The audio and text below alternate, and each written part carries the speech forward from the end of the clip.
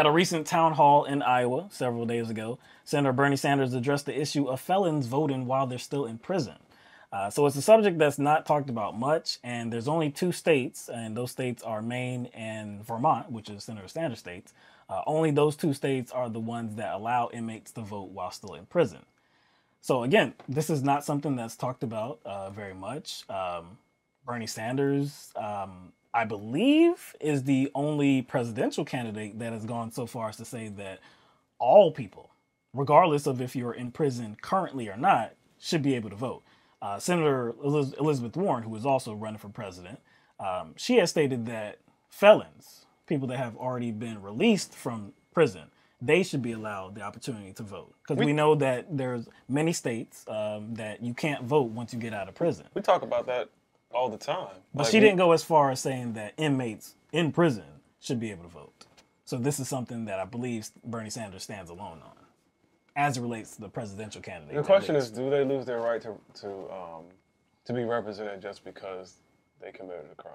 I mean, if they have a right to representation in a court of law when they commit a crime, I think they should have the same right to representation in the legislative branch too. That's just my logic. Could be flawed. You know, somebody might have an argument against it. That's just the way I think. But I think this isn't just a voting rights issue. I think there's a complementary conversation about the criminal justice system that Bernie Sanders is most likely going to delve into. Right. Because if you kind of look at the people who are disproportionately affected by felony charges, then you kind of have to have a conversation about, you know, why these people aren't allowed to vote. Yeah. You see what I'm saying? You have to have that conversation when looking at who the criminal justice system disproportionately affects and who gets those voting rights taken away. Now, I've been reading stuff for a long time about sentencing and who gets charged with what and how they're charged, minimum sentencing.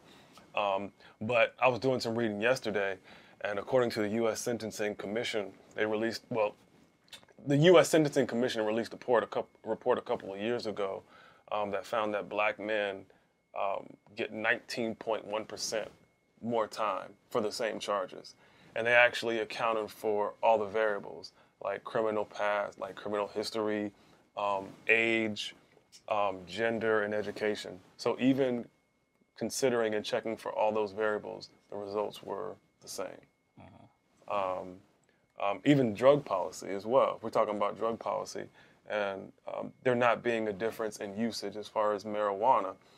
If you look at the arrest rates, they disproportionately affect black males and black people in general, where they represent a small portion of the users, but the people they're overrepresented in jail and as far as criminal charges go.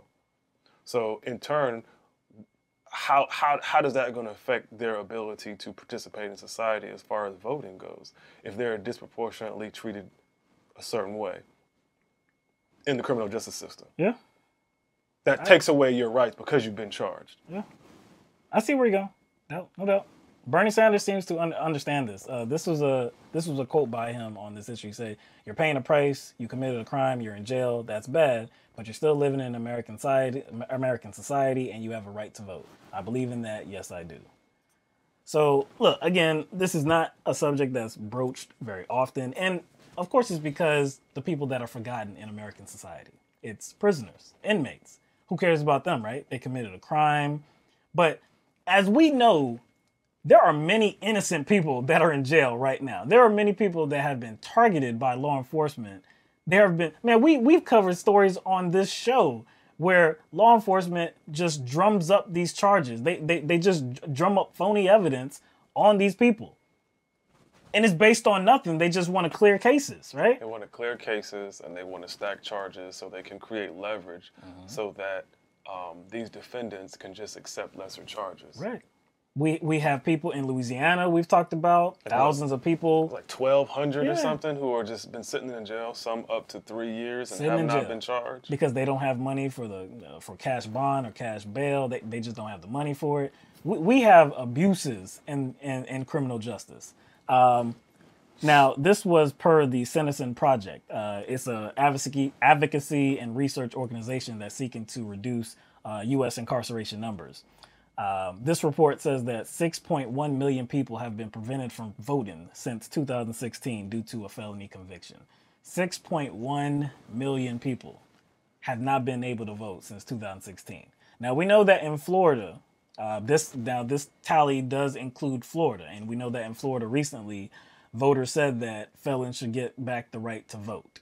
Even though there's some political hijinks going on in Florida because legislation really isn't necessary because the voters have already spoken. But lawmakers in Florida are trying to craft legislation so as to put restrictions on what the people of Florida already said should exist. And these felons should get back their right to vote. But now they're trying to put these policies in place where that actually doesn't even happen. So we'll see what happens on that front. But anyway, this goes to a deeper issue, okay? Because the restrictions on voting, on people that have been put in the criminal justice system, they've been guilty of a crime or whatever. The restrictions on voting have been held up by courts, the U.S. Supreme Court, for many, many years. And usually it's because of the 14th Amendment. So the 14th Amendment, it suggests that the right to vote can be eliminated due to, quote, participation in rebellion or other crime. When was the 14th Amendment adopted? 1868. So 1868. Now, there's a process before you get to the adoption of an amendment. You have to ratify, the states have to ratify, they have to sign off on this. So this was being done in 66, 67, these years, 1800s, 1865, 1866. This was right after the Civil War. This was directly after the Civil War. Is there a possibility that there were some people that weren't really too happy with the results of the Civil War? With the results of the Civil War, and that there was not any more slavery, there were not any more captives, and that these people were going to be full-fledged members of society, and that they could do anything that any other white person could do. Oh, so what you're saying is they had the ability to maybe flip the power structure. Yes, affect change. Their voice would be the same as any other voice, no matter what the color of that skin is.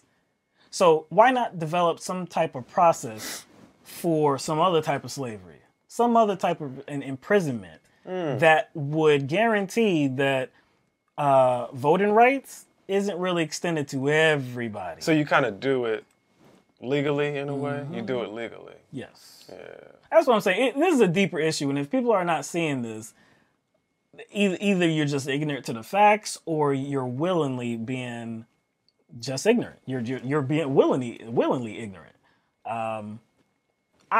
Again, this is a subject. I say this for the third time. This is a subject that's not often broached, but these are people that are members of American society. Now, for one, I could say that I don't believe in it. I have to preempt these comments. I could say that somebody could make the case where, like, if you're on death row, or if you have life imprisonment without parole, if they made the argument to say that, okay, those particular types of people that are facing those punishments, okay, they don't have the right to vote. At least that would be somewhat rational. I don't think I would. No, I don't believe in that because, first of all, I don't believe in the death penalty. So that would take that select people out because I don't believe in the death penalty.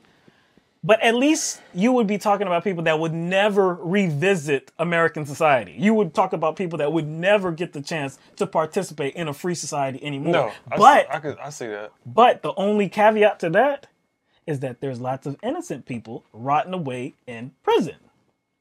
Whose convictions have been overturned. Yes. You understand? There's other than very nefarious reasoning, there's no legitimate purpose for preventing all people from voting.